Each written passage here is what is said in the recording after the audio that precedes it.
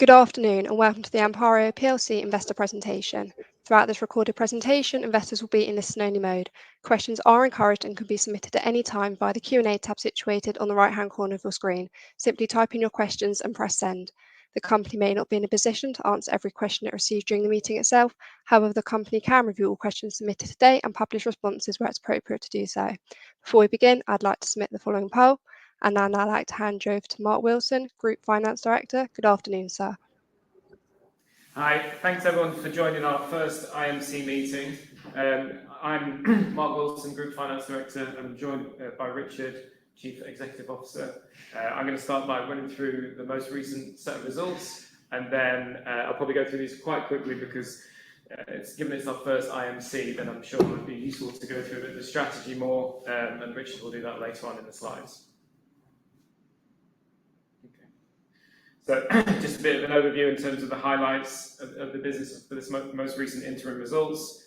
We've seen an increase in revenue up 11%, 1.7 million to 17 million, and a larger increase in gross profit up 20%, 1.4 million to 8.1 million. Adjusted EBITDA has increased higher on a percentage basis by 41%, or 0.8 million to 2.7 million, and profit before tax is up 53%. Following the tender offer last year, then we've had a larger impact on the diluted adjusted EPS, which is up 84% for the period, and we've increased the interim dividend by 2% over the same year last year. I'll just move on through the next slides. So in terms of the income statement, as I said, we've seen that revenue increase, and that's alongside a volume increase of 20% for the period. We've seen most product classes see continued growth, such as Stem, which continues to be the highest contributor towards sales growth, and a recovery in the higher volume, low contribution products that we've been talking about, such as pellet binders and our acid-based eubatic range. Gross profit, as I said, was up higher at 20%, and that's related to a margin increase of 47.5%, and there's a slide coming up shortly on that. Admin expenses for the period were up 11%. There's continued inflation and cost increases, which outpaced the savings made through last year's restructuring exercise. And again, I'll talk through that shortly. As I mentioned, the EBITDA and profit before tax up. There's been a slightly higher tax charge for the period at 17.9% compared to last year's 10.6%. The prior year benefiting from lower headline rates for the period, beneficial deferred tax movements in that period, and there was higher R&D tax credits. In terms of EPS, then, as I said, up 84%, and interim dividend up 2%. So moving on in terms of gross margins. So if you've been following the ANPARIO story, you'll probably be familiar with the fact that in 2022, we saw a large drop in gross margins. There was a number of contributing factors to that. There were some supply shocks in the industry due to force majeure events. And then following that, there was the energy crisis following the Ukraine war, which led to a high degree of exceptional cost inflation. A number of products almost tripling in price that go into our end products. So since then, we've been on a journey to recover those gross margins. And in the most recent period, then we've managed to increase gross margins back up to 47.5%. Now, that's partially helped by the volume recovery. Volumes have increased 20% in the period. They are still below their peak levels that we saw in 2021, around 17% lower. But nonetheless, we are seeing that recovery come through in the market, and we've had our best ever half-year sales performance in nominal terms. In terms of that volume reduction, then that did have an impact on the margins. We've got a very highly automated and efficient production line, but it's fairly fixed and semi-fixed costs. And so that led to a production under recovery, which did, as well as the raw material cost inflation, then that did impact our margins. As we look forward, then generally raw material prices have stabilised. There are a few that are still at historically elevated levels, but they're not necessarily showing any further signs of reductions, and a few that we're experiencing spikes in the cost. However, generally the prices have stabilised, which is, if anything, that's what we want. It means that this time of year, when we're putting budgets together, we can do better planning, and we usually lock in around 80% of our raw material spend through pricing agreements at the beginning, around this time of the year. So, in terms of the margin recovery, though, what that means is there's less potential margin recovery from lower raw material price movements. If from where we are today, then any margin improvements will be more linked to further volume recovery and increased production recovery rates from that, and the lower cost of production per tonne, but also any price rises that we might look to introduce in the new year. And then due to this, gross profits have increased to 8.1 million, matching similar levels to what we were in 2021, albeit in nominal terms. Moving on to admin expenses. In short, last year was a difficult year, and we did a redundancy and restructuring exercise, and that mainly focused on employment costs and establishment costs to try and make ourselves more efficient and rebase the costs for the level of performance that we're at. We did see savings across both of those. Employment costs were down by 10% for the period, and establishment costs, the cost of running the facilities, excluding the production site, they were down by 10%, so 12% as well, or 0.1 million. In terms of cost increases for the period, then we've seen a lower level of staff capitalisation. We've typically had a number of R&D projects going on, and we continue to develop a number of R&D innovations. They're more evolutionary than revolutionary, but what we can do typically is credit the P&L for employment costs related to those R&D projects. But because of a lower level of activity through the period, then that number is reduced. Marketing costs were higher for the period, around 0.1 million, and that was part of efforts to both stimulate the sales growth and volume growth that we've seen, but also to launch new products such as Regus and Forte, and new applications for existing products like MasterCube. But we've seen that fortunately come through in terms of the sales performance. There's a slight increase in legal and professional costs of 0.1 million for the period. Services in general continue to see a high level of inflation, and there's been an increased utilisation of legal and professional costs through the period. In terms of foreign exchange, the business is exposed to foreign exchange movements, being a global business trading in lots of different currencies. The principal exposure is to dollars, where we have around 40% of our revenue in dollars, with not much offsetting it in terms of overall costs. So we tend to hedge, and we tend to hedge out 2 to 3 years, but nonetheless, during the period the exchange rate was lower, and we saw a loss come through in the period. And then lastly, bonuses. We are still on a journey to recover, but there's been a number of notable sales performances across the group, and the sales team are targeted on growth, and then bonuses for that growth. The bonus is an accrual. It's only paid out at the end of the year following the audited results, but at the half year then it necessitated having that accrual in place.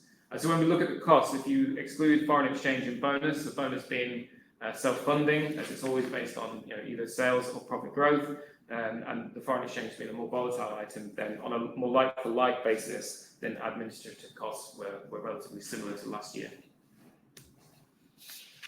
Moving on to the earnings per share, just wanted to draw this out and the impact of the tender offer. So the EPS increased by 84%, or 4.73p to 10.39 pence. This is a level which is slightly higher than for the H1 of 2021. This has been driven by the increased profitability that we've been speaking about, but also a slight offset there in terms of a higher effective tax charge for the period. As many of you will know, we did a £9 million tender offer, which we bought back 4 million shares at £2.25 last year. That was completed in July, and that has had a beneficial impact on the diluted adjusted earnings per share for the period, and increased the EPS by 24%, or just under 2 pence. This next slide, we often get asked about one of the largest shareholders is a company called JTC, and what that is an employee benefit trust for management and staff of ANPARIO PLC. And it's useful to draw out that if we look at the top right-hand section, then the way that the earnings per share is calculated is we take our issued share capital, we remove those shares held by JTC in the JSOC trust, and that creates the number of shares available in the market, and then that number is diluted according to the potential dilution at the average share price for the period. So an average share price for H1 of £2.49, the dilution was 105,000 shares, which really reflects that most of the awards under that employee benefit trust were underwater for the period. And then I've tried to outline in the bottom right-hand section an illustration at different share prices based on the current awards. what the market capital change would be and the dilution through those JSOP awards. I know it's a bit complicated, but it's a question we often get asked. So I just wanted to try and draw it out a little bit, because the dilution is not, the potential dilution would never be the full 3.7 million of shares that's held in that JTC. So if we take a share price growth from £3 to £6, the market capital would increase to 122 million, but the number of dilutive shares would increase by 1.5 million, or a dilution of 9%. So it's just trying to draw that out for those who have previously asked questions in this area. In terms of cash flow, then those who've been following us for a number of years will know that this return to normal. We're usually a highly cash generative business. In a number of years, in the last few years, then we've seen both a build-up of working capital and then a release last year as supply chains and logistics situations improved. In terms of this period, then there was operating cash flow from profitability of 2.6 million. There was a release in inventory, 0.7 million, due to lower inventory levels for the period. That's mostly related to the timing of purchases. I think I highlighted at the end of last year that I expect in working capital terms there to be more proportional movements moving forward. And that's been the case in terms of the receivables, which has been proportional to the increase in revenue. A low level of tax paid as we utilise some losses in terms of the payments for the period from previous years.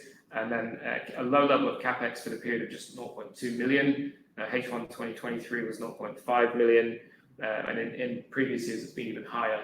And generally, then in terms of plant and equipment and tangible investments, then the site is well invested and it has all the equipment that we need to for the future growth of the business. And from an intangibles perspective, in terms of R&D, then we have a number of opportunities for the sales team to grow sales. And so R&D work continues, but at lower levels than in previous periods. So there's a lower level of capex requirement for the business moving forward. At the end of the period, then the cash balances were 13.5 million, and the primary focus for these cash reserves and the key strategic priority is to find suitable acquisition targets to utilise this cash. Moving on, just in terms of highlighting some of those messages, then generally we're highly cash generative and have a strong balance sheet. We have a progressive dividend policy. We've had growth in the dividend every year since the maiden dividend in 2008. The goal is to continue to increase the dividend payout year on year, and we've had a long run average of 45% payout ratio. So at the minute, when we had a downturn in performance, we continue to increase the dividend, and we've continued to do so this year, but with earnings per share growth outstripping the growth in the dividend until we return to those previous payout ratio levels. As I said, working capital movements should be more proportional to the current position at the end of last year moving forward, and we continue to invest in building up the brands, and the power brands as Richard calls them, and working on trademarks, marketing trials and product registrations. And the work continues to evaluate and consider earnings enhancing acquisitions. That's the end of my section. I'll hand you over to Richard now, who will talk through the operational performance of the business. Thanks, Mark, and welcome to everyone who's listening. So I'll just give a bit of an overview in terms of geographic performance. But as you can see, we're very pleased with the Asia growth because it is our biggest region, and there was a good sort of recovery in sales there during the period. Then, if you go right to the end and look at the Middle East. Nearly 100% growth. We're doing some strong work there and some really strong business development that's starting to pay dividends, and I'll go into detail in that a little bit later. Europe has been modest growth, but there's some, we think, some good things to come through over the coming sort of months and periods. The problem there has been the US really, and then the Americas, and a couple of reasons for that. One of the primary ones is the swine market there has struggled. I think the swine or pig producers are only just getting to break even over the year in the US. And the problem, and it really leads to one of the questions that we've had, has been last year the Chinese put a 25% import tariff on US pork. And so they have struggled basically with their export market. The Americans tend to export quite a lot of their produce, and they've obviously struggled with that. It used to go into the Chinese pork market quite considerably, but instead some of that has had to go elsewhere, and they've struggled to really make the to be profitable as a swine industry, and this does happen. And so we had a downturn in some of the business that we had there. The other factor in the US was a big customer who had sort of, and again, this was a question that someone has asked, who had switched back to using or had stopped producing the no antibiotics forever, or no antibiotics ever in their produce. I think it's actually in poultry. And part of this was a little bit driven by a decision by McDonald's to switch from no antibiotics ever to no antibiotics of human importance. So it meant you still could use antibiotics in meat production to supply, I think it was McDonald's, but only if those antibiotics were not being used for human medical reasons. So we think that's a temporary setback in those areas, but there are still companies, consumer food companies such as Panera Bread and Chick-fil-A, who are still very much sort of supporting no antibiotics ever. So there are producers that we are starting to target. But Mark, if you can move to the next slide and just go in some of the detail. Don't really want to go into every single country because we deal with sort of 80 countries around the world. But in China, we're quite pleased. They've done a lot of good work there in terms of keeping Orego-Stim going.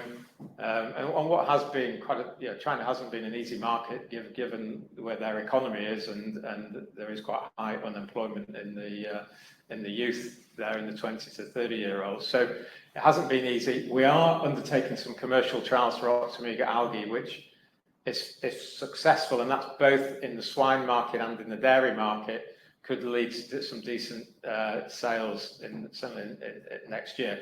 But it does depend on those trials, so it's not guaranteed, but there could be some significant volumes there. If we just sort of look at Asia Pacific, the Southeast Asian countries, places like Vietnam, Korea, and Malaysia in particular, that has recovered significantly, as you can see, from 2022, the end of 2022 and the beginning of 2023, where we had a lot of the example. Well, the best example is to describe how it happened in Malaysia. When the Russians sort of invaded Ukraine, there was the feed prices and raw material prices shot through the roof. So compound feed being fed into chickens and pigs actually went through the roof, and it slashed or reduced the margins to virtually nothing for poultry producers. And in Malaysia, the producers naturally then tried to pass on those prices to the consumers. In food price inflation. The problem there was the government thought, well, there's going to be riots and there's going to be a lot of protests against high chicken prices. So they then slapped a pricing cap on chicken in supermarkets. So what did the producers do? The next time around they put chickens down to grow, they didn't do that. So there was a complete reduction in 2023 of them producing chicken. And if there's no chickens to eat feed, then they're not going to eat ANPARIO's feed additives. And that's why you see that cap was taken away when the politicians realised that it was futile, and also when raw material prices have dropped, and they have obviously dropped significantly. So producers in the region have got much better economic conditions, and that's why you're seeing a turnaround in Asia, along with some of the initiatives that we are doing, and certainly a little bit in aquaculture in Thailand and a few other places. So that was those areas that are driving Asia Pacific. Australia is a little bit, it's small for us, but it's having a tougher period than normal. But we expect that by the year end, we hope that it will be sort of similar to last year. Mark, if we do, thank you. So as I said on the USA, the two areas were really, and particularly force with the swine, US pork producers really struggling there. And Orego-Stim in terms of a customer sort of switching back to cheaper antibiotics. We are doing well with the Orego-Stim into the calf ranches and into the ruminant area, and that's an area we want to grow, just to try and diversify us more from the pig and poultry area, because we are probably nearly 75–80% dependent on the pig and poultry market. But we do want to sort of spread out and get diversified species-wise in a similar way that we are geographic-wise.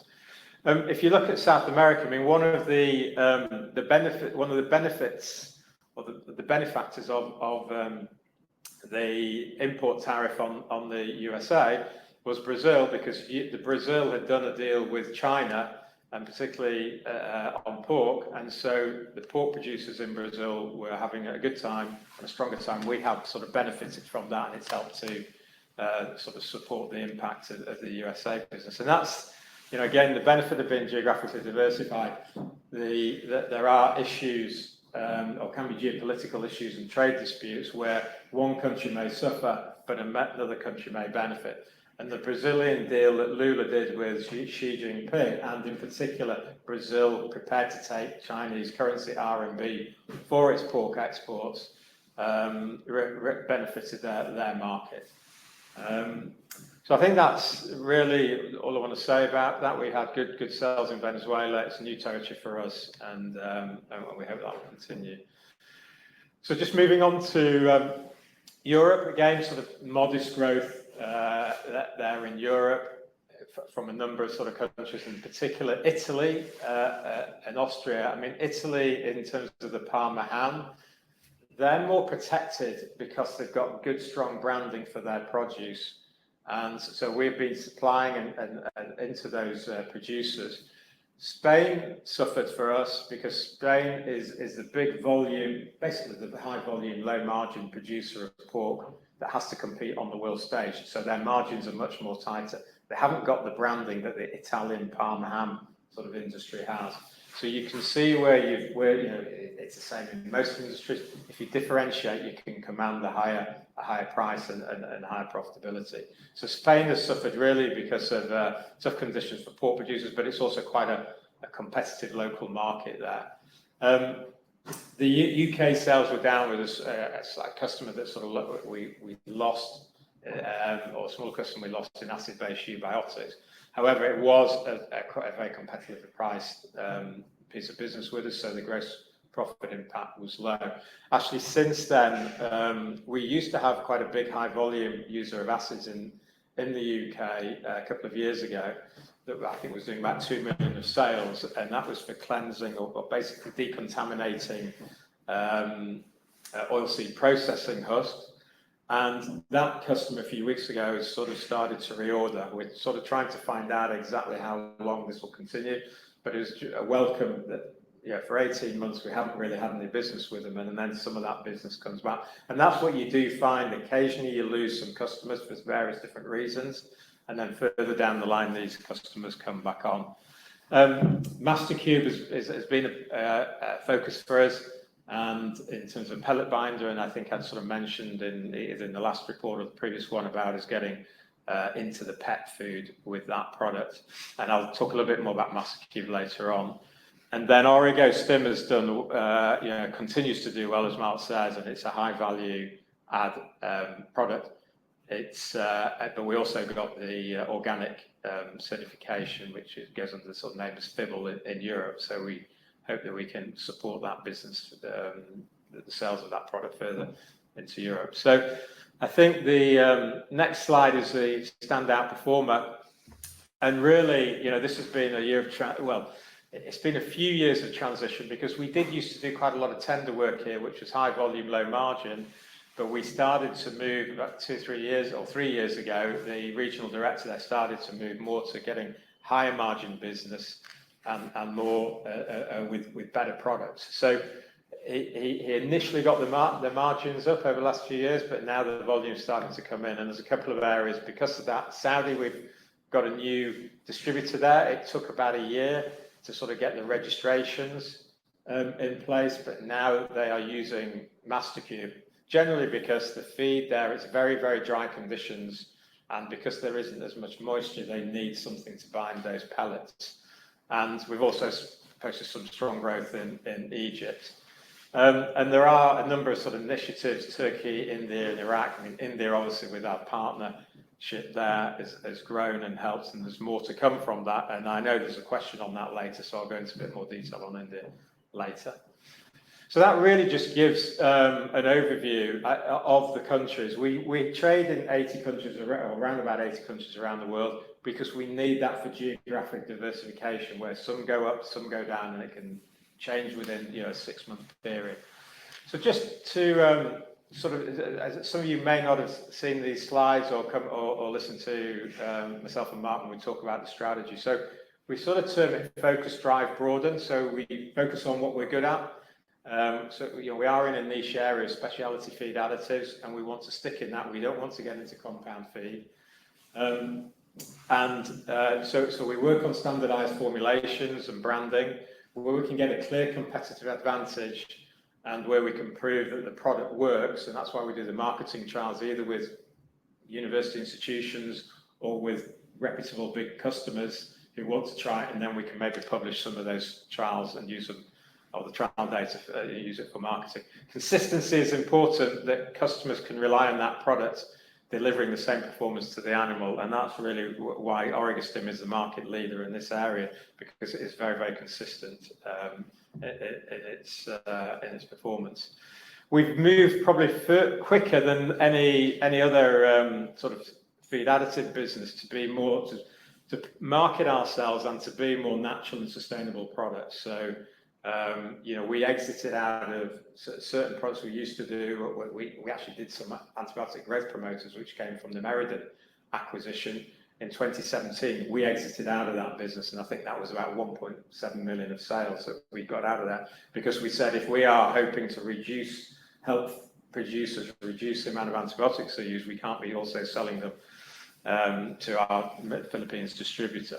So we have moved more quickly to get out of what we think are undesirable type products, and pitch ourselves as being natural and sustainable, and people within the industry would view us as that.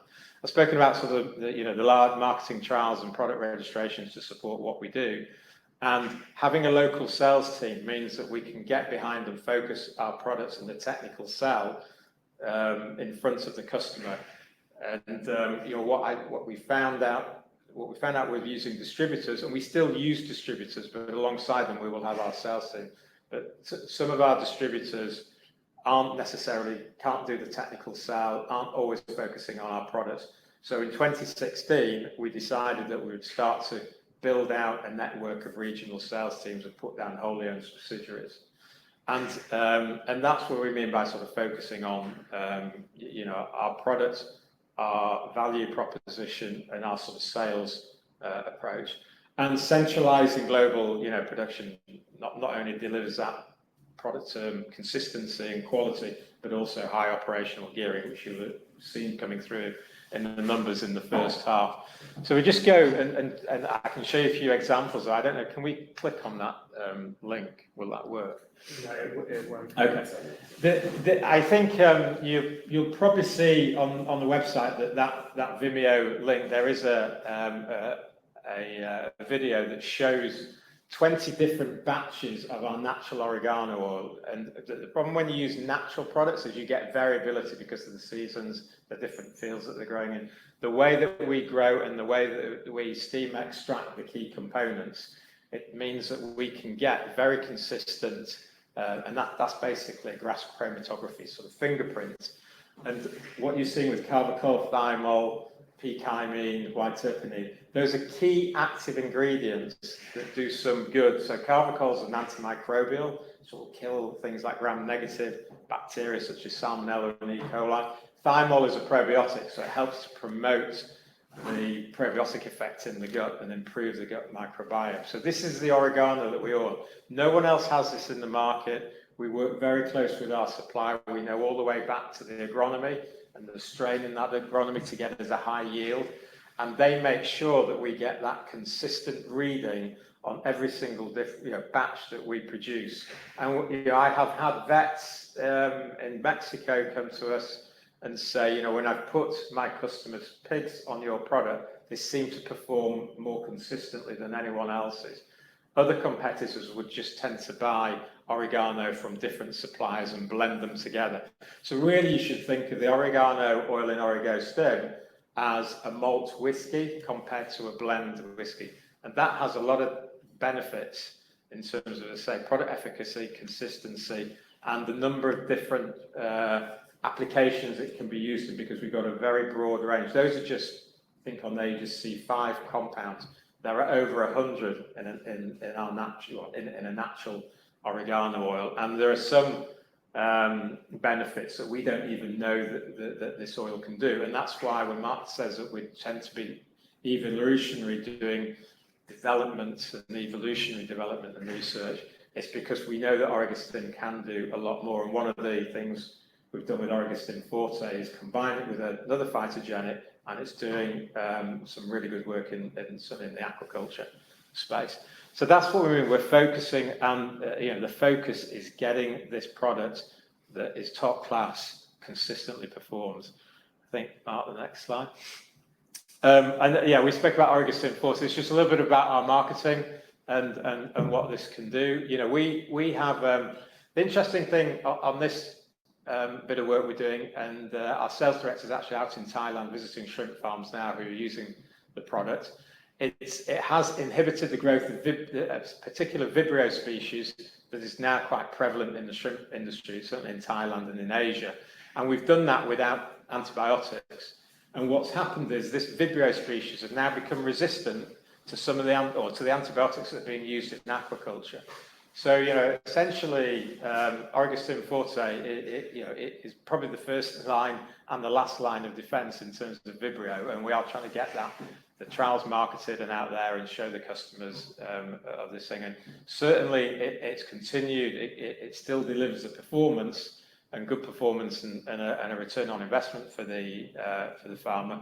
But it is really, like a next generation product that is really helping to impact Vibrio in aqua. This product can also go into poultry and probably will. We just, and I think that in the US there are some customers sort of working with it and looking at it, and we'll develop and see where it can be specifically positioned as to give us that competitive advantage. So enough on that. Just going to the growth drivers. I mean, there's the market drivers and the company drivers. So, and this is really, from our point of view, is building efficient and effective sales channels. But if we just step back and look at the market drivers, the increase in spend in animal nutrition is going to be driven by population growth around the world, which is still forecast to grow, and GDP growth, certainly in developing economies. And when there's GDP growth, people do eat, it's shown as a correlation with people eating more meat protein. The trend, as I've spoken about before, to more natural products against things like antibiotics. Legislation is sort of partially coming through. In the US, it's more consumer driven, but we think there is a big antibiotic resistance issue that is going to hit the headlines more and more. And again, I know there's a question on that. I can talk a bit more about that later. But there's also removing and replacing other harmful substances, things like formaldehyde and zinc oxide. Yes, formaldehyde was used in animal feed across Europe. It has now been removed, but it's still used in the US and various other places around the world. And maybe at the moment, ESG requirements for some of the large customers is not quite on the agenda, but it will come back on the agenda, and it certainly was sort of before this downturn. So we feel we're well placed to sort of meet those requirements. And we have set up the company with documentation and various processes to be able to meet those requirements. But what can we affect generally is the company drivers. So it's growth in direct sales, and that's what we put the subsidiaries down. We do want to sort of selectively increase the sales team in certain areas. Selling added value is a lot harder than selling on price and selling a volume product. So it does take a different type of animal. And what we're tending to do is sort of recruit people who have been in the production, so producing pigs, producing chickens or dairy, or understand the farming process, and then training them up on our products. And we tend to find that's helping and working sort of better than maybe recruiting someone who's been selling compound feed to farmers for the past number of years. Enter new territories. I mean, we've been in India for a while, but it's sort of been upscaled with this with the partnership agreement we've done. But Canada, we are doing registrations for, and there will be one or two. I think Sri Lanka is another one that we're looking at as well, or we're doing registrations for. And then the other thing, drivers, is taking our existing products, as I spoke about, and looking at new applications. And that's sort of partly broadening out, but partly, leveraging the capability of some of our products, and particularly orogostin into, and actually the Master Q pellet binder into other uses. So if we just go on to sorry, Mark went too fast there. So the third bit is the strategy is broaden, and this is where at the moment we're probably a little bit more focused on, because we feel that we've done quite a bit on the focus, we've done quite a bit on the growth drivers. There is always building out those sales channels. A bit more you can always do. You're never finished on that, but broadening the portfolio, and really it's just leveraging our core competencies. So we want to do more in ruminants and aquaculture species. As I say, we're predominantly what was the pig and poultry, which are classed as monogastrics, so that's single stomach. And they did get impacted in 2022-23, because the reason, mainly 80% of the cost of a monogastric poultry producer or pig producer is the feed. And when the feed prices went up, that's put them under significant pressure. They're also quite a bit more dependent on geopolitical sort of trade wars and things, because those meat products can be shipped more readily around the world.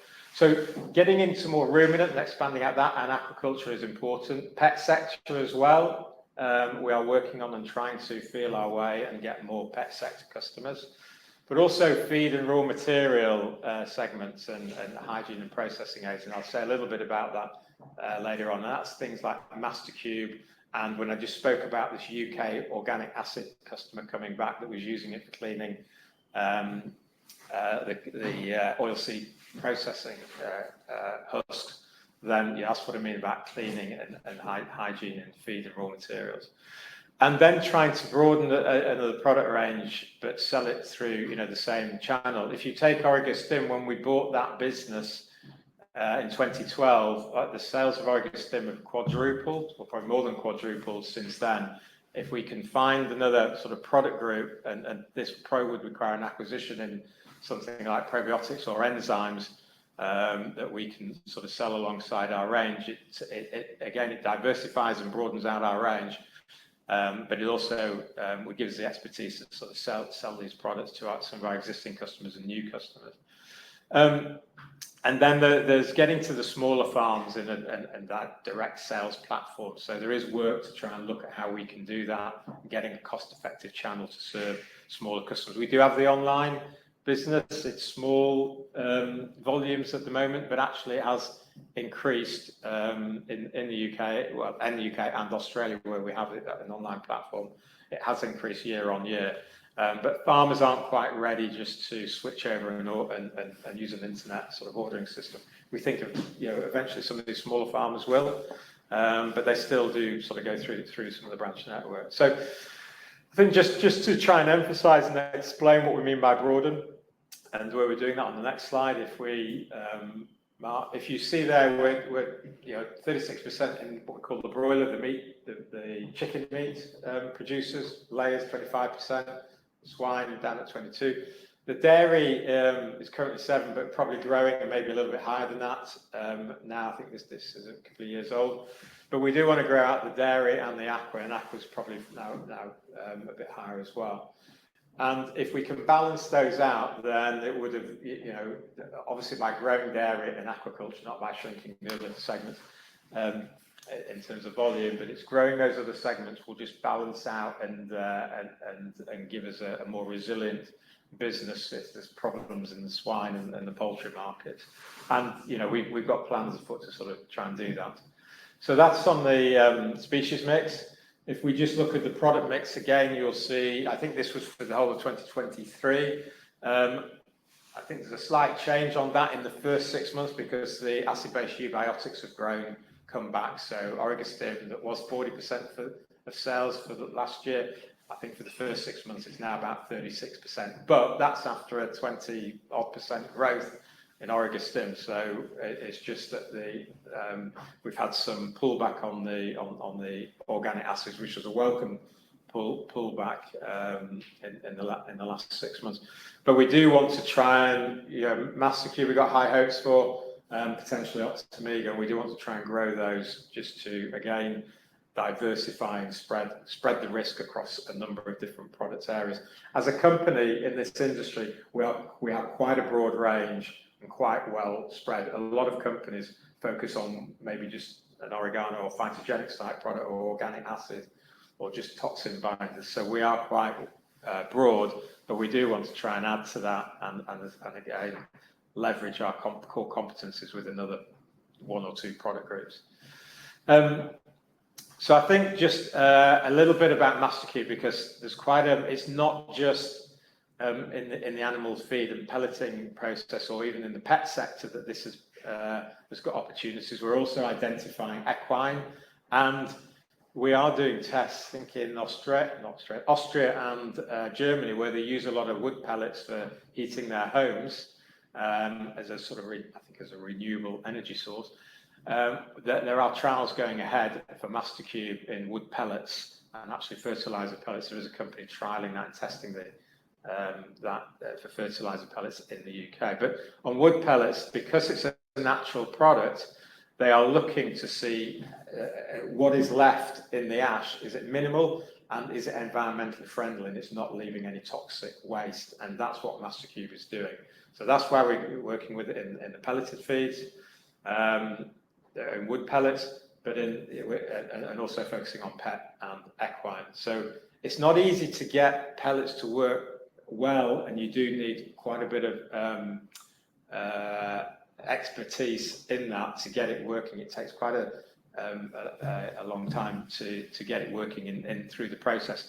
And the dog food company that we got in Belgium, they did 2 years of tests, because not only do they have to get it right in terms of the conditioning of the pellet through the process, but they also have to test it on the animals, that it's got the palatability and that the animals are still, have the appetite and they're still eating that pellet. So there's quite a bit of testing to go on with that. So what some people sometimes think is, is this a low value add product? It's not. It takes quite a bit of expertise, and we don't have that many competitors in the market doing natural pellet binders. So that's sort of one for the future that's growing. Just really, just the outlook is what we put into the recent RNS a few weeks ago. The second half has started well, and I know people have asked about the acceleration of sales and volume growth. We had very good, stronger July and August, and I think September's going well. So it has sort of picked up a bit more in the beginning of the second half. You never know until the end. It's like a steeplechase. You never know until the last fence, and December can be tricky because if you're getting stuff on a ship, it only gets counted as a sale if you get it over the rail and onto the ship. And so December we're always holding our breath, but so far things are doing well. Just really as summary, we've continued to grow both the premium brands and things like Orego-Stim, but also it's welcoming to get this recovery in the higher volume, more price sensitive products of acid-based eubiotics, and that has helped with the operational gearing. The one of the challenge, or the one challenge we're just flagging up, is shipping and logistic issues. They're not as slick as they were before the pandemic. Shipping companies seem to have a lot, work on their own timetable, and sometimes they can miss out a port or pick up late, or drop your container off in a different port and then pick it up with another ship. So we have to manage that. Everyone has to manage it in the industry and global trade. But as I say, it's not as slick as it used to be, and the Red Sea issues have obviously compounded that. And there is potentially there's a strike on the eastern seaboard with the dockers in the US, although I haven't heard recently if there's been any resolution to that. It's due to start at the beginning of October. But we are sending product out there early, and we'll manage that. We're adept at managing these global trade and shipping challenges. The key focuses is really just the strategy. So strengthen and grow our global sales channels. We've got to get closer to the end customer. That's always our challenge, that we're challenging all the sales team. We've got to be speaking to the person that makes the decision maker, building that relationship. And we really do want to expand out species segments into ruminant aquaculture, pets, and that's to offset, as I said before, any monogastric species disruption, because we do have a bit more dependency on that currently. And if we can acquire other proven sort of technologies to complement our product range, that really helps, because we can put it through the same sales channel. And I do think the antibiotics story is still there, trying to reduce the amount of antibiotics, and that will impact the growth of products certainly, such as Origostin, as well as some of the other ANPARIO products. Mark's already spoken about strong cash position, and we're using that for various things, but we do continue to evaluate acquisition opportunities. And that's really it. Thank you for listening. I think we've got some questions, so I don't think there's anything else on the slides. There are some slides later in the appendix, if you just want to flick through some of those. We won't go through them, but it might be useful. I think there's just the how we sort of see the sales channel and the people playing in that, and then slide picture of our production facility, and the geographic sort of sales mix, and the split between direct and distribution channels. So that's really concludes the presentation. I think if we move to the questions. Richard, Mark, thank you very much for your presentation this afternoon. Ladies and gentlemen, please do continue to submit your questions just by using the Q&A tab situated on the right-hand corner of your screen. Just while the company take a few moments to review those questions submitted today, I'd like to remind you that a recording of this presentation, along with a copy of the slides and the published Q&A, can be accessed via your investor dashboard. Mark, Richard, as you can see, we have received a number of both pre-submitted and live questions throughout today's presentation. Could I please ask you to read out the questions and give responses where appropriate to do so, and I'll pick up from you at the end. Yeah, sorry, I'm just going to... We just find the question.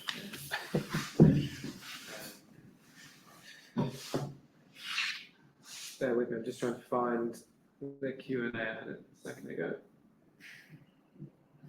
Is it Lily? Lily?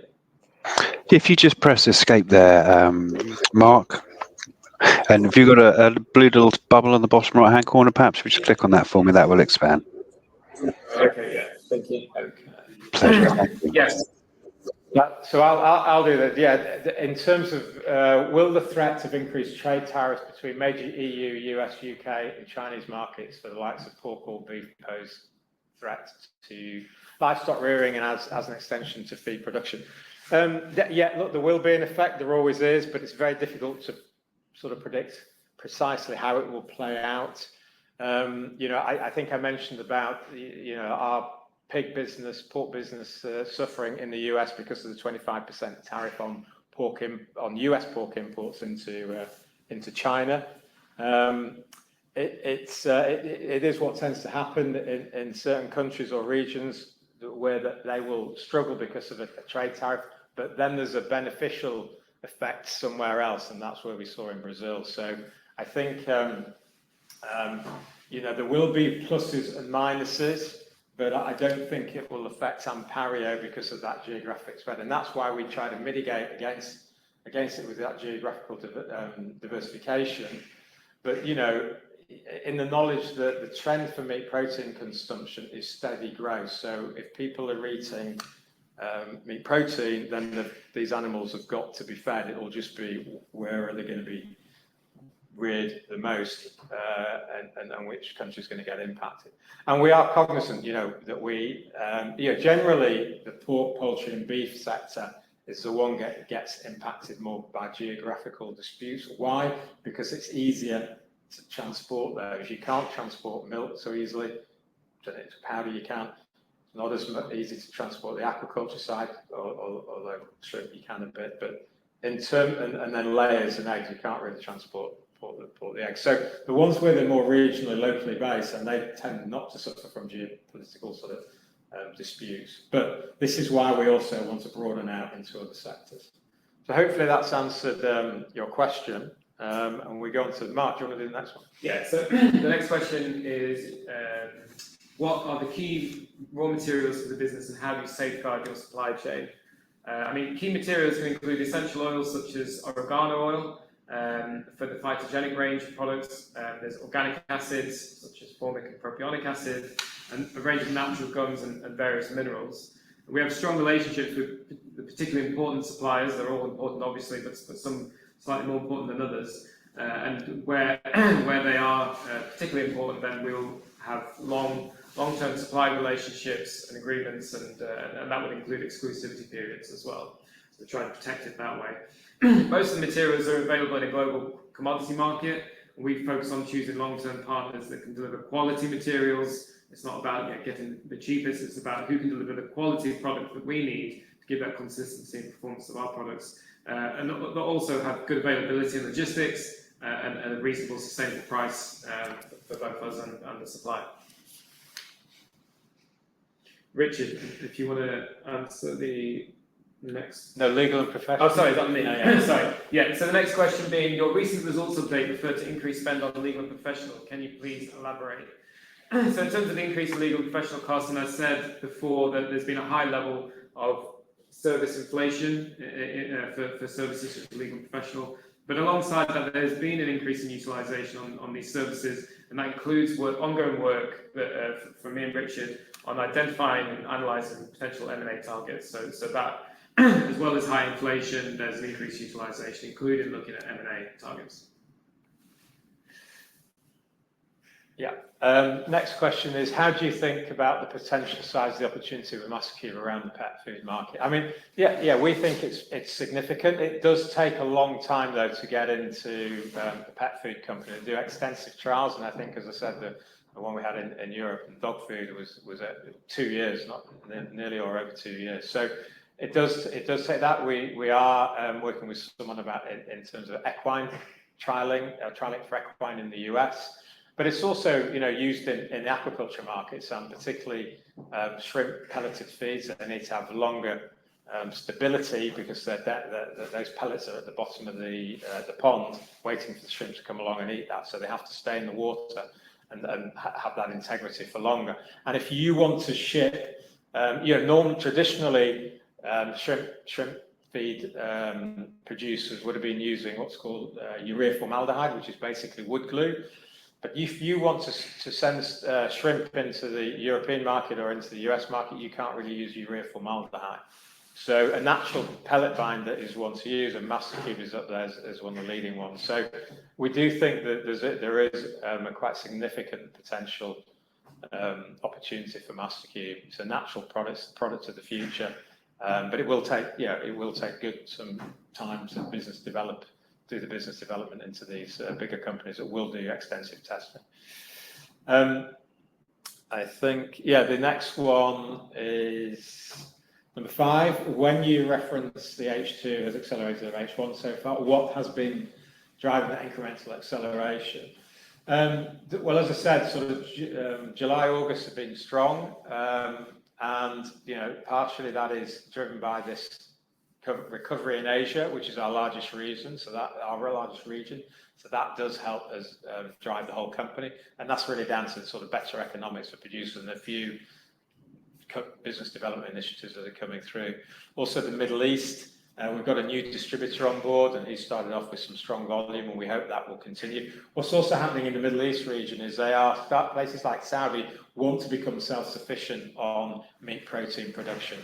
COVID scared them, and one of the reasons they sent home or tried to send home a lot of imported labour was because they couldn't feed them, because they just didn't have the homegrown production to feed them. So they got worried about that, and they're putting a lot of investment into the Middle East to have their become self-sufficient.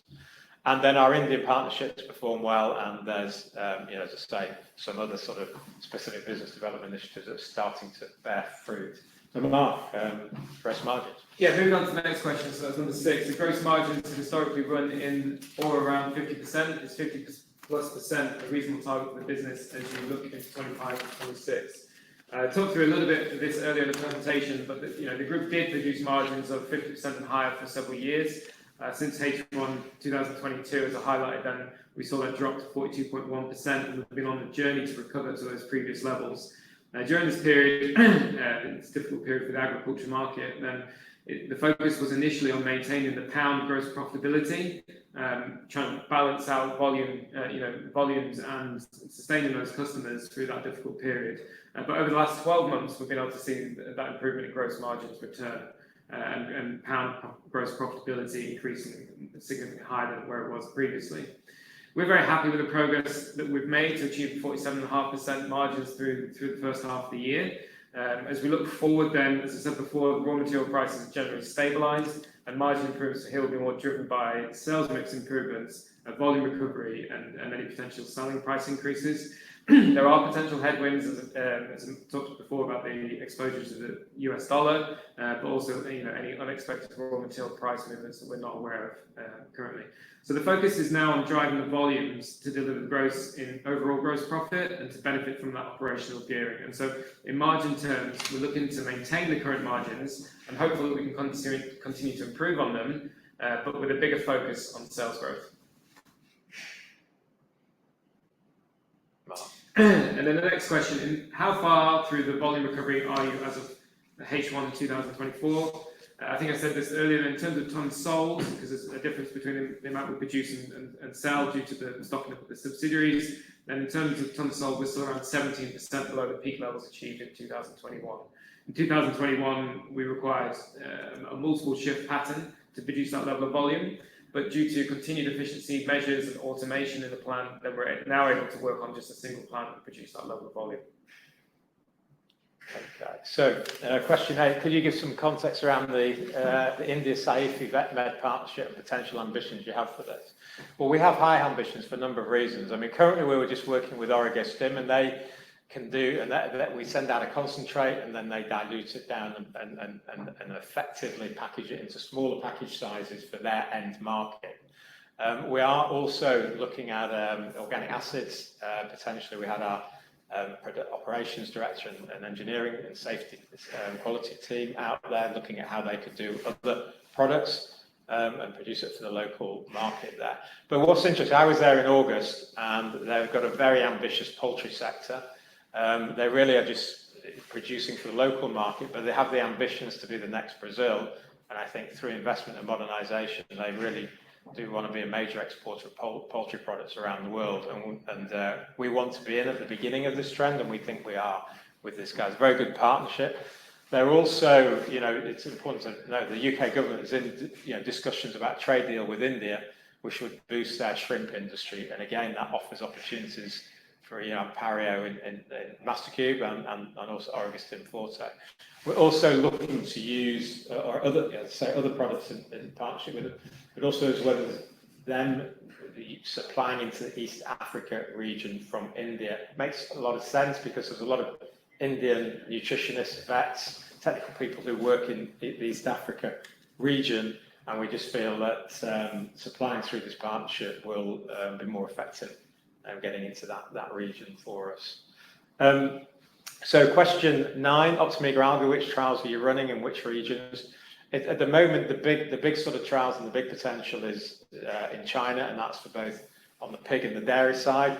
We are also looking to work with a partner in the US, but they will try and register. It needs to be registered in the US. The particular algae oil that we use needs a bit of registration work, and I think we are seeing them or talking to them potentially next week about that actually. In terms of how is your M&A pipeline looking, given you have spare capacity at your factory facility to drive operating leverage, how should we think about the EPS accretion you target and these deals or the level of ROIC? We're continuously looking at M&A opportunities which do fit specific criteria to our strategy. In the past, we've consolidated 3 acquisitions into 1 production facility, which is a Manton Wood in Worksop. This has delivered significant synergies. It takes time to do that because it's not just so easy to pick up where you produce a product and put it into a different production plant. It's a little bit like baking a cake, and if you use a different oven, sometimes it can come out differently. So it takes time to do those tests. But the ability to integrate production or an M&A target, it will sort of depend on the location, and particularly if they're outsourcing production, then it makes a lot of sense for us to take the outsourced volume and bring it into Manton Wood, and that's what we've done before. It will also mean the type of products. Not everything might be suitable to manufacture at Manton Wood. But the more volume we put through, then EPS accretion will potentially be significant because of the operational gearing. The gross profit tends to drop down to the bottom line. When we look at acquisitions, we expect them to be either immediately EPS accretive or can be made accretive quite quickly. In terms of ROIC, return on invested capital, yeah, we quite like this number because we think it's a good measure, and I know a lot of fund managers are starting to sort of look at this measure. And we've tended to have high teens in that in the past, and we certainly want to aim for that. So we target companies with strong gross margins and relatively low requirements for capital expenditure, and that's why we try and build enough added value into the product that we can sell, around the world from 1 or 2 production plants. But yeah, we can sell it. We can sell and compete in places like Brazil, which can be a competitive market, or China, by producing it in the UK from 1 production plant. I don't want a production plant in every country, but there will become a time where we feel we might need a production facility in one of the bigger markets. How do you see the regulatory market evolving over the years ahead around antibiotics and harmful additives? E.g., the UK banning zinc oxide, US seems to have been more lax around the antibiotics topic so far, EU further tightening. Well, we just think it's only going to go in the one direction, and that's to tighten. It'll take time, and sometimes there's a lapse back, but generally the antibiotic resistance issue is becoming even bigger. The world's population, some people in the world's population are becoming resistant to certain antibiotics that are used by humans, such that the routine operations are becoming a high risk. And I don't know if any of you saw in the newspaper, some newspapers a few weeks ago, about the Ukrainian soldier who was given 9 different antibiotics, including colistin, which I think is the human antibiotic of last resort, for his leg that got a lot of infection. None of these antibiotics worked because of the resistance built up, and in the end they had to amputate part of his leg, and that's how serious it is. So I just think this is it's worse than COVID. If you look at the stats, they reckon that just under 5 million deaths per year are associated with antimicrobial resistance. And if you look at how people reacted to COVID, and I think there were probably overall less deaths than that, then this is only going to become an issue. And what happened in the US with the protein producer, it was basically they moved away from labelling no antibiotics ever. That doesn't happen in the EU. Some antibiotics that are still used in the EU are just classified differently. They're classified as feed ingredients, even though we would say that they are effectively an antibiotic. So there is a little bit of, like all regulation, people trying to get around it and not maybe apply it in the way they should. The US, it's true to say the US hasn't got the regulatory authorities currently regulating against it. It is more consumer driven. But we just think with all these, it's only going to go one way, and hopefully we're going to benefit from that trend. But it will be a little bit bumpy along the way, and then you'll get spurts. And I think they're good examples when they banned antibiotic growth promoters in feed in China, of all places, where they produce most of the antibiotics. And Origostin benefited from that because they aren't allowed to use antibiotic growth promoters in the feed in China. So it's coming, but it's a long journey, but it's going in the right direction, and we believe it will continue to do so. So I think, is that... That's all of the pre-submitted questions. There's been quite a lot of questions asked, probably more than we're going to be able to get through. So, Richard, if you just want to scroll through and pick some... Yeah, well, is the Middle East conflict, hang on, affecting sales there? No, I'm not sure whether you mean down or up. I think it's affecting some countries, more so than others. But overall, the growth, there is significant growth in the market. So, I mean, we've continued to supply Israel with not a problem, but the situation is escalating. But places are big areas, like Egypt and Saudi. We don't think there'll be much impact there. Any sign of improving sales in the USA? Mark, I haven't looked at the figures recently. I think there's a little bit, but... Yeah, I think the downturn in the USA started around July last year. September's a month of change in terms of the diet and a lot of producers. So far, from what we can see from September, then there's been a bit of a pickup. There's a lot of recovery to come, but yeah, certainly the signs are starting to be a bit more encouraging for the US. Can you give us a breakdown of sales of Origostim for backup, Mark, per pork and cattle. No, Roger, it's difficult because we don't exactly know. It would, across 80 countries, it would take us a lot of analysis to try and work that out. And when we go through distributors, we don't always know where they go, and we don't always know when it goes into a feed mill, because the same Orego-Stim formulation can be used in pig and poultry. There are slightly different ones for dairy in terms of the type of Orego-Stim that we do put in there, but we haven't measured it down to that level, or we haven't done that analysis. It's quite difficult. Do you lose Orego-Stim sales because of pricing, or are there other products in the market which produce better results? We may lose it because of pricing, because someone's giving a cheaper product, but then the benefits that the farmer will get, Mark, you go, the benefits that the farmer will get, we would say that you can maybe get a cheaper oregano product, but it won't do as well as us. And we've had that where people have tried other products and then come back to us. So there are other products in the market, but we don't believe they produce better results. We get feedback on that. I mean, who are our main competitors? I mean, generally on the whole product group, people like Chemin, Alltech, they're private American companies. In Belgium, Impex Traco, Dr. Eckel in Germany. Most of them are owner managed or private companies. On the oregano side, there would be people like Delicon, that is now owned by Cargill, potentially Pancosma, that's owned by ADM.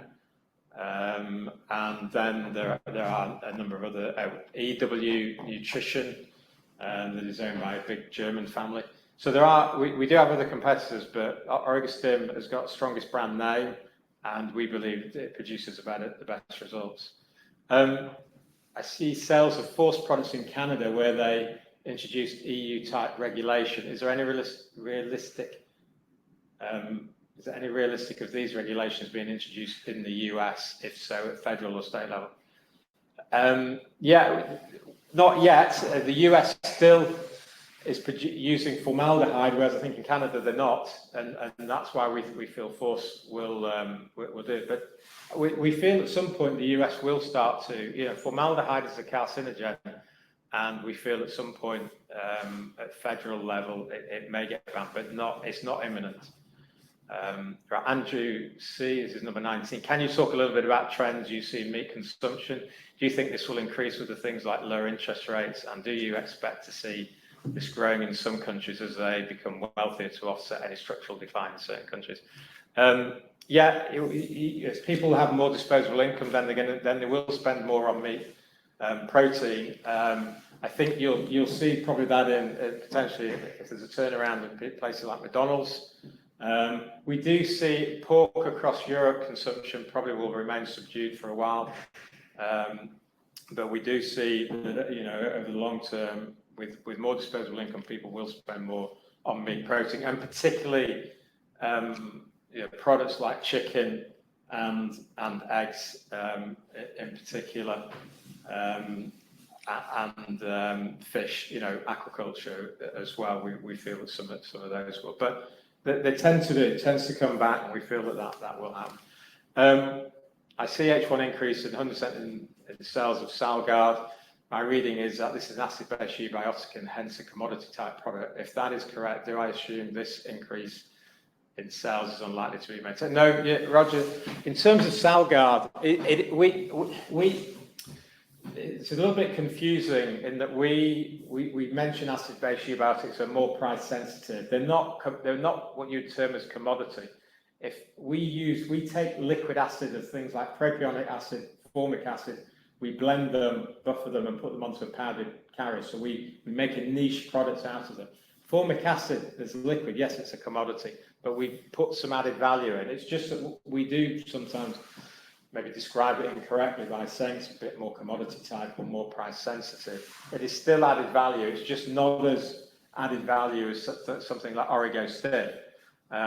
But I think the return for that was because probably, I can't remember exactly the country that came back and the customer, but I think in Asia, there had been a running down of inventory because it had been overstocked, and so some of that has come back.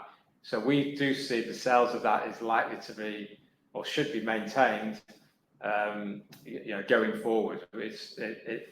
All of our products, we would say, are added value. There's just some products that are more added value than others within our portfolio. But within the industry, there would be classed as added value. Martin B, 21, do you... Yeah, I'll take this one. Yeah. So why do you adjust out interest income from adjusted EPS? I think the short answer is that it's an alternative performance measure, and we clearly identified the calculation of it in the annual report.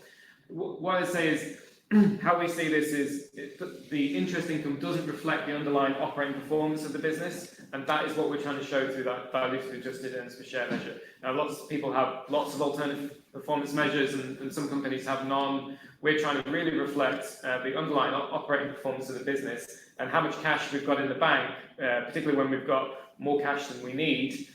We don't necessarily think it should be reflected in that adjusted earnings per share measure. Take, for example, last year we did the tender offer, and the movement in cash in that could affect our adjusted earnings per share. And as I said, it's really focusing on, as a business and how we operate, how are we performing, and that's what we're trying to show with that measure there. Question 22 from Dean B. Do you have a list of possible acquisition targets, and what are the criteria? Yes, we do. Quite a lot of them aren't really for sale; they're owner managed. The criteria, we did have a slide in another presentation that has the criteria. I mean, generally, we're looking at some smaller ones now, bolt-on ones, because there aren't the bigger ones or the ones that are either our size or even 50% of our size that are really on the market or coming on the market. But it's generally, they've got to be higher value adds, so they've got to have, be in that specialty feed additive area.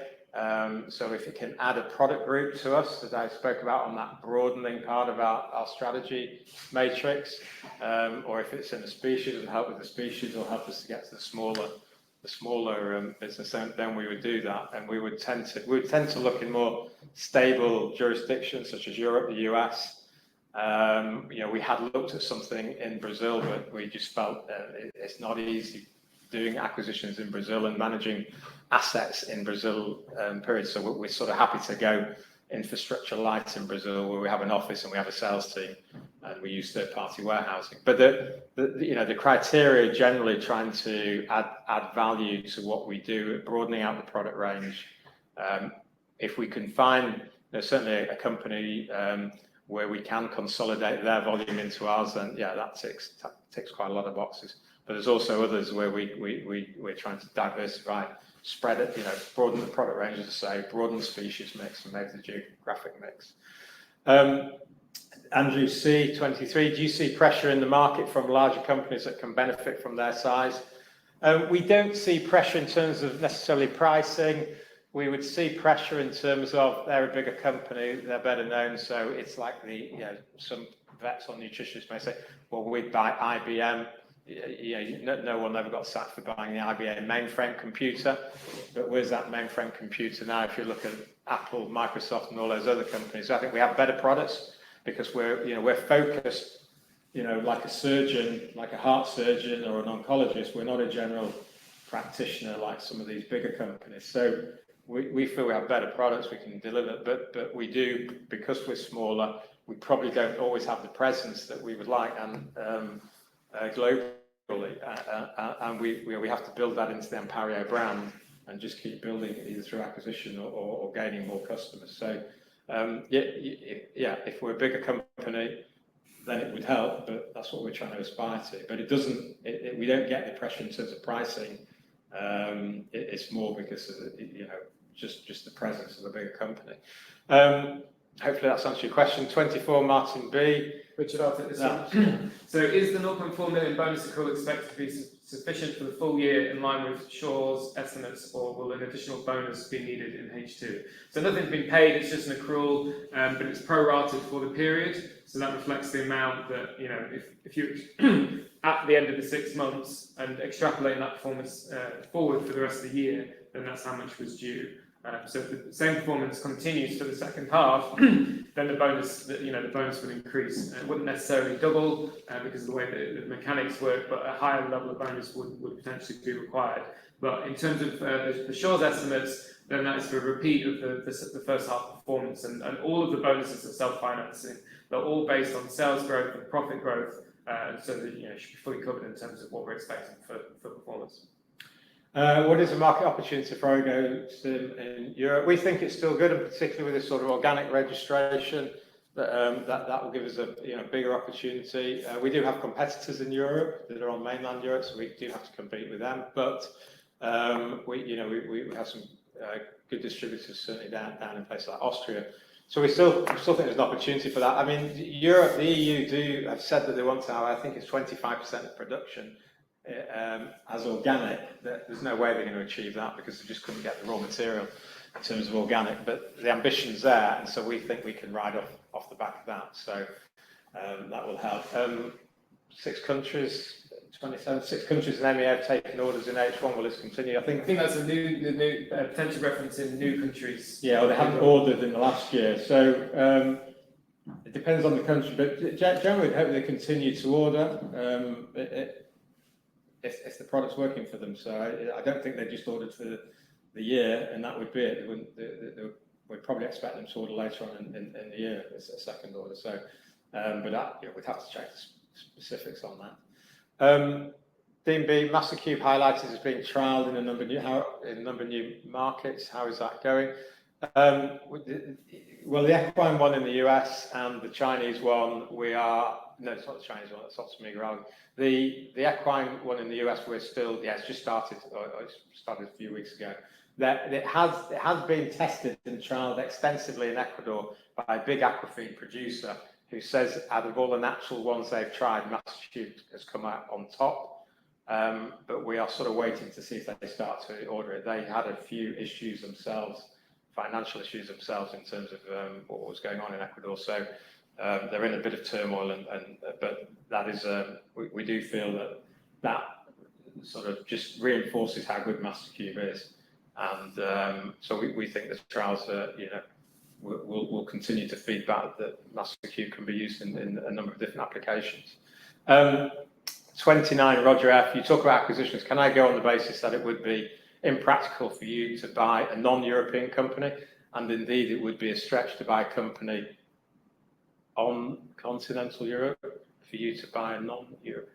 It would be impractical for you to buy a non? No, not at all. And it's not a stretch to buy. Does that mean it sort of leaves us just buying something in the UK? No, I mean we would look at something in Europe.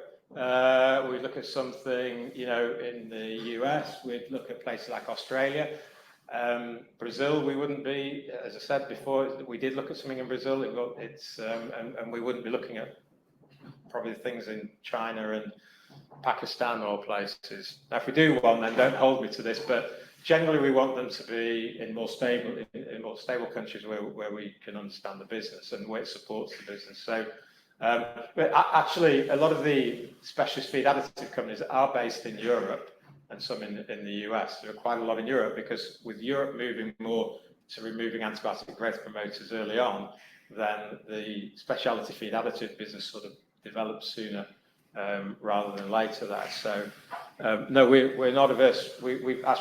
We bought our distributor out in Australia in 2017, and we're not averse to doing things like that. But we are conscious of having a stable sort of country where we want to go and put assets down in. 30, you are seeing acceleration of sales growth in early H2, but this does not seem to be reflected in the forecast comment. That'll be the analyst. It's probably been a bit, well, as I said, we don't know what happens in Q4. We can't predict, so there's probably a little bit of prudence there. I think as well, just to add, the next question is about what visibility do we have to the year-end expectations. We don't have sales contracts. Orders come through as they arrive, and around 50% of the sales are now through subsidiaries. And at most we get a 1 week notice on an order. Where we sell from the UK around the world, then we usually have about a 4 to 6 week lead time and visibility thereof. So, as we look in any given month, we've got an idea of how that month might be. But in terms of the following months, then it's difficult to see. I think the other thing to point out is there's been a lot of volatility through this last 24 months. where we've seen good months and then bad months. And as Richard talked to before, in terms of sales cut-off, then that can be quite large. In some years, the sales cut-off at the end of the year has been up to £1 million because of logistics disruptions. So it really, until we get to the beginning of the year, the first week in January, then it's hard to be certain about where the performance of the business will end up. But the main thing there is that in terms of the signs, then there have been improvements, and we expect them to continue. It's always just difficult because we have that in terms of forecasting, then we have a low level of visibility, and there's always that year-end cut-off. But generally, sales are improving and the volumes are recovering. A little bit on 31. Now, 3 months till year end with shipping, do you have full visibility to year-end expectations? No, probably because of what Mark says. We have a few weeks of visibility of what orders are coming in, and I think 1 year at the end of December, because we had about £1 million worth of sales that left our production site but didn't get over the rail onto the ship. And so that can't be counted as a sale under Incoterms and under IFRS or whatever. So, that was up to £1 million. So it is very difficult to know until January exactly what has gone and can be counted in the year. So it's right up to the wire.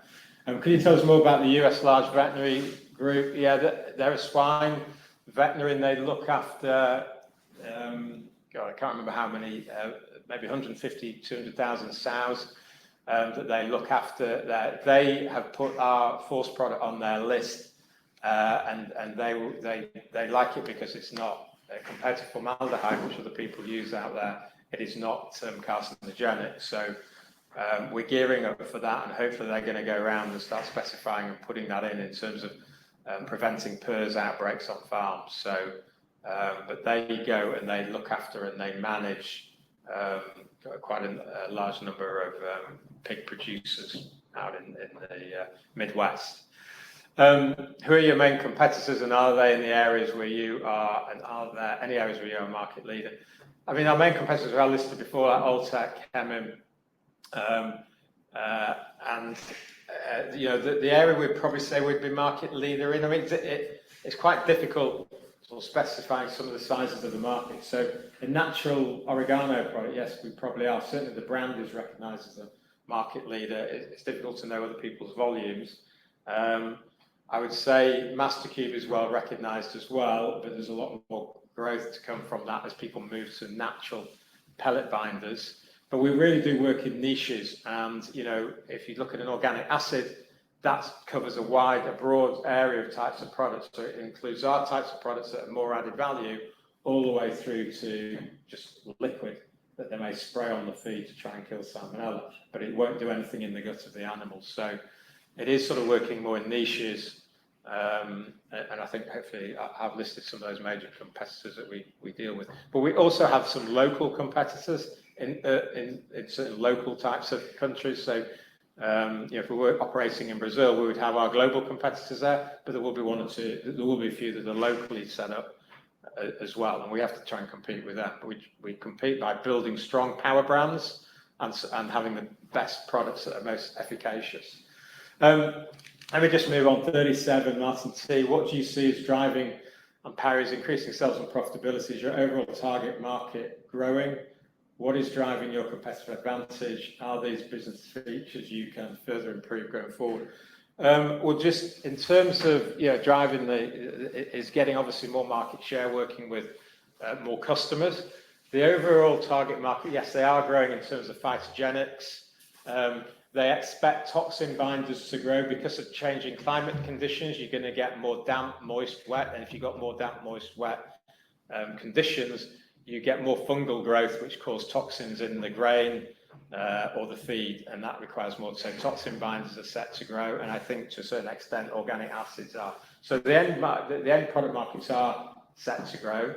What's driving our competitive advantage? Well, I think a little bit like the consistency and the quality of the Orego-Stim oregano oil, the whole natural, the Mastercube pellet binder, where we've put it into the dog pet food, we have our inclusion rate is about a quarter of what the other products that we replaced was. And I think we didn't have any palatability issues with the dogs, whereas the competitor product that was replaced did. So there's a number of different, competitive advantages. But generally, a lot of this is proven by the trial work that the customer will do when he wants to use the product.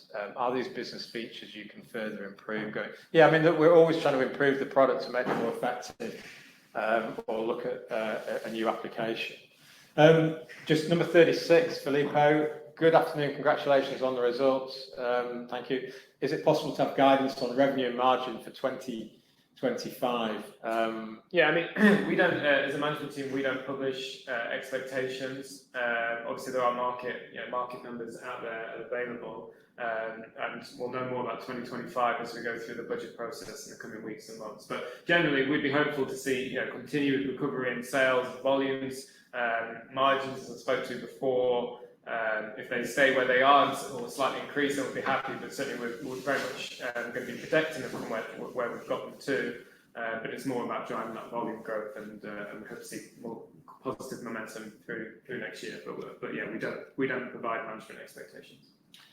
37, Bhaskar. Feels like the business is in really good place at the moment, and there's real scope to push on and move this into a much bigger business over the next few years as some of these strategic initiatives come through. Is that fair? Yeah, I mean, it is. We sort of say, certainly when we see fund managers, we expect over, annual sort of sales growth of maybe, high single digits. That's what we would hope to try and do. It doesn't always happen because you get some blow up in some other country somewhere, or we've lost some business for a particular reason. But we'd hope that, high single digit sales growth, and then that will translate with the operational gearing into into higher sort of profit growth. But I think we do need to sort of supplement that maybe with acquisition opportunities as well, in terms of building it into a bigger business. But we do feel, can we get to next stage 50 million, 60, 70 million and beyond? And we feel with some of these initiatives we can start to do that. But it will need, we feel it needs to be supplemented with acquisitions. 38, Nicole, how much has the Red Sea shipping crisis deteriorated your bottom line in 2024? Yeah, I'm happy to take that. I mean, around 50% of the sale. This was last year. It's probably a bit lower because of the growth through some of the distributor customers through this period. But let's say 60% of the sales go through distributors and out from the UK and around the world. Then when we're selling on those terms, the customer is suffering the increased cost. For about 40 to 45% of the business, then we're selling through the subsidiary entities, and so the increased shipping costs, where it is affected by the Red Sea shipping crisis, then that's absorbed into their inventory costs and then their margins. So it has had an impact, but only about 40 to 45% of the business is potentially impacted. And where it is, then I wouldn't say it's had a material impact on the bottom line, but it has had an impact in terms of margins. But I haven't quantified it specifically. Do you want to do the next one? So Eric, in terms of utilization of the factory is at 35%. How much revenue capacity do you feel the facility therefore has? I mean, well, simply, if we were producing the same sales mix, then we could threefold the revenue. What I would say there is it depends. There's 5 different production lines. It's not a single product or single production line facility, and so that would depend on proportional sales growth. There is a lot more capacity in certain lines. For example, the Rigston or the bottling line, that has a lot more spare capacity, and it's usually quite a high margin area because we're selling in smaller presentation SKUs to the end customer. So there's a lot more capacity in certain areas, but certainly we can triple the revenue from where we are today. And there's other opportunities. If we got to that level, there are other things we can do with the site and to increase further production capacity. 41, Bill, would the animal food additives operation of Carl's Group be the sort of acquisition that would fit into your diversity? Yeah, it probably would. I mean, we keep an eye on these things. It probably would. We're looking at other things as well. But can't really comment any more on that, to be honest. Just going to number 40, what are the delivery terms to overseas customers primarily in the DDP or similar? Does it affect your revenue in December, and how do you mitigate the risk of not being able to book the sales for the year end? When we're trading from the UK parent entity overseas, and it's generally on CIF and CFR terms, so the the crucial thing there is that it gets onto the boat, whether it's been through Brexit or other COVID logistics issues. Then we have seen high degrees of disruption, and now we're seeing things like boats being cancelled, so it's sat on the dock. So it is a bit of an unknown factor. Probably about 55-60% of the business is affected potentially by that. Where we're selling within a subsidiary, within a territory, then it was more likely to be a sort of DAP, DDP or similar type sale. But generally, it would arrive within a day, and there's, as you'd expect, an extensive audit process that goes through to make sure that we're recognising revenue according to IFRS terms.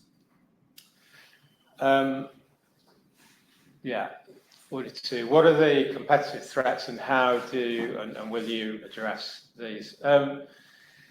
We're competing with people all over the world in all the various different markets. The way we address it is we build these power brands so that people, a marketing guy told me years ago, if you view products as being people, you view brands as being friends. And I certainly think with products like Origo Stim, people do view it as a being friend.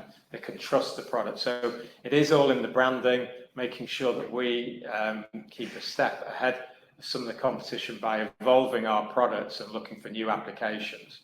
The competitive threats, we're getting them all the time. We have to compete with customers with competitors of varying degrees of capability. We do lose business to poor products that are lower price, don't even work, but quite often those customers come back and then say, actually, we want to use your products again. So it is just, we're a product marketing company, and it's keeping ahead, making sure our products are delivering value for the customers. 43, last one. On a scale of 1 to 10, how optimistic are you about ANPARIO's future growth?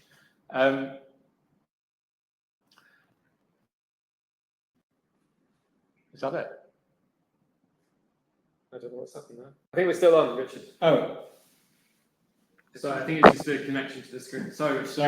The plug came out of Mark's computer on the crucial question. Yeah, look, I'd be saying, I'm optimistic 9. I'm at that 9 level. If some of the growth opportunities and the big initiatives we got come off, but these are binary, they may happen, they may not, then I'd be at 12. So but we always have these, and some of them we all get excited about, and sometimes they don't come off. But at the high end of that range of 1 to 10, and we do have some potentially big opportunities that could come off, and that would take us over the 10. But it's, as I say, it's binary. And we also, we haven't talked about, we have this pheromone technology appetite that we have started to trial. That's technology that's not valued, we don't think, in the share price. It could be quite significant. It was the original technology of ANPARIO, and that is getting trialed at the moment in Brazil. And I don't like to talk about that too much because it could be pie in the sky, but you never know. It's one of my objectives that I haven't quite completed yet when I came into this business in 2006. But there is some novel technology that we have not exploited yet that we have in our portfolio. So I think that's all the questions. Thank you. Rich and Mark, thank you for taking the additional time to answer all those questions that came in from investors. And of course, the company can review all questions submitted today, and we'll publish those responses on the Investor Meet Company platform. Just before redirecting investors to provide you with their feedback, which I know is particularly important to the company, Richard, could I please just ask you for a few closing comments?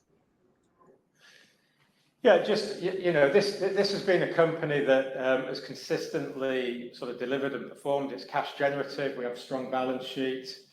We have very good and strong products. We're probably at the size that, the smallest size you can be to be a global company, but it gives us the options. It gives us that resilience. We're in strong markets or markets that the trend is in our direction, and we just aim to build, and we are very focused on building, on delivering shareholder value creation to shareholders. And we hope we can continue to do that. And I think you've seen myself and Mark, and I'm at 58, but there's a younger, Mark's not even 40 yet. There's a younger senior management team that is well capable of in this business. So we have strength and depth of management across the business and across the globe. And for a small company, I think that's is a strength. and we can go from strength to strength and build this business successfully. And just like to thank everyone for participating and apologise if we ran through those questions very quickly, but we had a lot to do. Mark's got a train to get. Richard, Mark, thank you for updating investors today. Can I please ask investors not to close this session, as you'll now be automatically redirected to provide your feedback in order that the management team can better understand your views and expectations. This will only take a few moments to complete, and I'm sure will be greatly valued by the company. On behalf of the management team of ANPARIO PLC, we'd like to thank you for attending today's presentation, and good afternoon to you all.